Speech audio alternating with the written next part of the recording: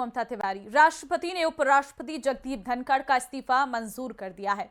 हालांकि जगदीप धनखड़ ने अपने इस्तीफे की वजह स्वास्थ्य बताई है, लेकिन राजनीतिक बयानों का सिलसिला लगातार जारी है।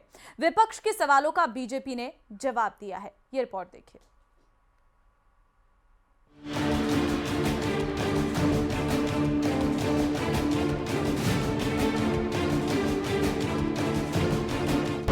राष्ट्रपति द्रौपदी मुर्मू ने उपराष्ट्रपति जगदीप धनखड़ का इस्तीफा मंजूर कर लिया है। इस बारे में आधिकारिक नोटिफिकेशन जारी होगा। सोमवार शाम को ही उपराष्ट्रपति जगदीप धनखड़ ने स्वास्थ्य कारणों से इस्तीफा राष्ट्रपति मुर्मू को भेजा था। राज्यसभा के उपसभापति हरिवंश सिंह ने उपराष्ट्रपति के इस्तीफा के बारे में जानकारी दी। Announcement by the chair. The occurrence of vacancy in the office of Honorable Vice President is envisaged in the Constitution as and when communication in respect of further constitutional process is received, the same shall be shared. Dhankhar के इस्तीफे पर PM Modi ने post कर लिखा, धनखड़ जी के स्वास्थ्य की कामना करता हूं। धनखड़ जी को देश की सेवा का मौका मिला। उपराष्ट्रपति के इस्तीफे पर अखिलेश यादव ने इसे व्यक्तिगत फैसला बताया है। अखिलेश यादव ने कहा कि स्वास्थ्य को लेकर सभी को चिंता करनी चाहिए। इस्तीफे की बात है तो जो हम लोगों को जानकारी मिली है स्वास्थ्य को लेकर के, तो इसमें हम लोग क्या बोल सकते हैं? किसी का व्यक्तिगत फैसला है और स्वास्थ्य को लेकर के, तो क्या राजनीति के मायने निकालें इसमें? जगदीप धनखड़ ने उपराष्ट्रपति पद से इस्तीफा देने की वजह स्वास्थ्य को बताया है, लेकिन विपक्ष इसे मानने को तैयार नहीं। कांग्रेस सांसद इमरान मसूद का कहना है कि कुछ तो राज है जिसकी पर्दादारी है। कुछ तो राज है जिसकी पर्दादारी है और इसमें किस किस की हिस्सेदारी है अभी ये पता चलना बाकी है। तो ये सब चीजें पता चलेंगी तब सब खुलेगा, क्योंकि स्वास्थ्य कारण नहीं हो सकता है। अगर स्वास्थ्य कारण होता तो सारा दिन काम कर रहे थे, तो स्वास्थ्य का तो कारण नहीं लगता है। वहीं कांग्रेस अध्यक्ष मल्लिकार्जुन खड़गे का कहना है कि जगदीप धनखड़ के उपराष्ट्रपति पद से इस्तीफे देने से हमारा कोई वास्ता नहीं है, ये उनका अपना फैसला है।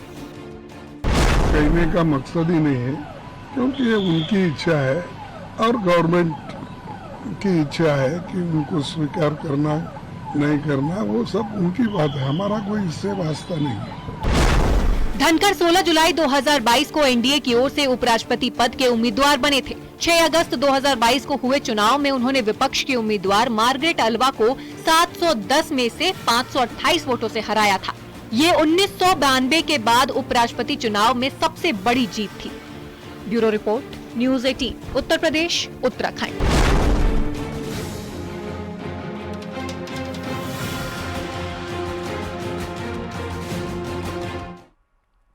छांगुर बाबा के अवैध धर्मांतरण लोग की अब डराने वाली कहानियां आई हैं सामने।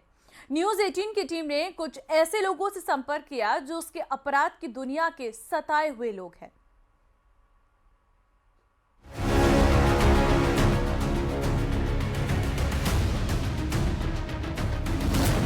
छांगुर बाबा के अधर्म लोक का डरावना सच।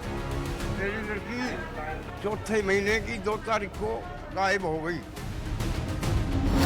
पीड़ितों ने बताई छांगुर बाबा की हकीकत। छांगुर के गुर्गे हैं इसके चाचा लोग, वो मुझे धमकी दे रहे हैं, जान से मारने की धमकी दे रहे हैं। रेप, धमकी, ब्रेन वॉश, जमीन पर कब्जे की साजिश। कहा गया था कि अब हम दादरी में बाबरी बनेगी। खाड़ी देशों तक छांगुर के जुर्म का जाल। कहाँ है आपकी बेटी, कुछ मालूम है? इसके बारे में हमें कुछ नहीं पता है, कहाँ पर दुनिया में है या नहीं, हमें नहीं पता। जलालुद्दीन उर्फ छांगुर बाबा के अपराध की आंच ने कितने परिवारों को झुलसाया है, ये खबर इसी की पड़ताल करती है।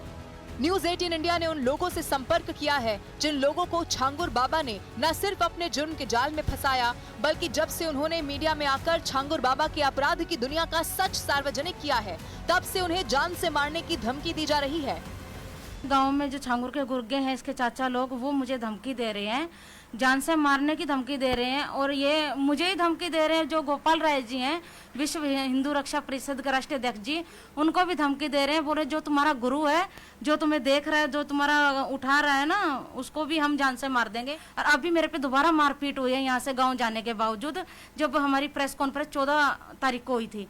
उसके बावजूद मारपीट हुई है, धमकी रास्ते में मुझे मिली थी, मैं सुनाना चाहूंगी। और एक संजय शर्मा जी हैं, इन लोगों ने 3 लाख रुपए मेरे सामने ले लिए थे, जो छांगुर के गुर्गे फरमान लोग हैं जिन्होंने गैंगरेप किया, जो वसीम का चाचा है। आरोप तो ये भी है कि छांगुर बाबा ने बलरामपुर में अपनी कोठी के पास एक कब्रिस्तान भी बना रखा है। उस कब्रिस्तान को अगर खोदा जाए तो छांगुर के अपराध की कुछ और रोंगटे खड़े कर देने वाली कहानियां सामने आ सकती हैं।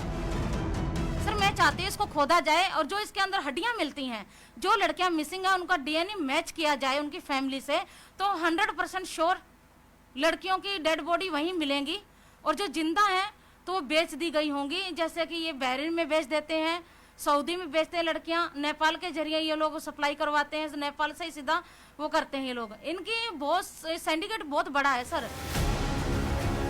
बलरामपुर के एक परिवार से भी हमारी मुलाकात हुई, जिसने हमें बताया कि उनके परिवार की बेटी को न सिर्फ बहला फुसलाकर अपने जाल में फंसाया गया, बल्कि उनकी बेटी के साथ छांगुर बाबा ने रेप भी किया। इसी की बहन है, इसकी लड़की है।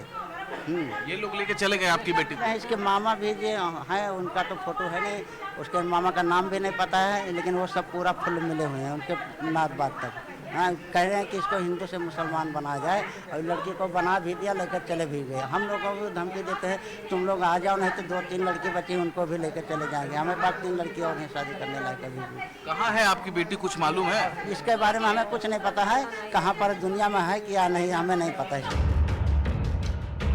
दादरी की एक महिला ने छांगुर बाबा के अपराध की दुनिया का एक और सनसनीखेज सच बताया।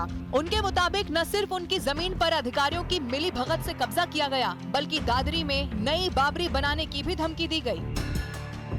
अवैध पीर का निर्माण किया हुआ है, और सर वहाँ पे जिहादियों का मतलब वो बना रखे हैं, मजारे बना रखे हैं।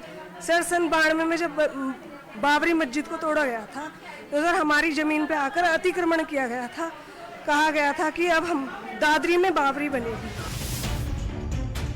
गाजियाबाद के एक बुजुर्ग की भी ऐसी ही कहानी है, जिनकी बेटी का ब्रेन वॉश किया गया और उसे हिंदू से मुसलमान बना दिया गया, लेकिन अब बेटी कहाँ है ये किसी को नहीं पता। हमें पता लगा, हमें रोकथाम लगाने लगे, तो कहने लगी मैं जहर खा के मर जाऊंगी।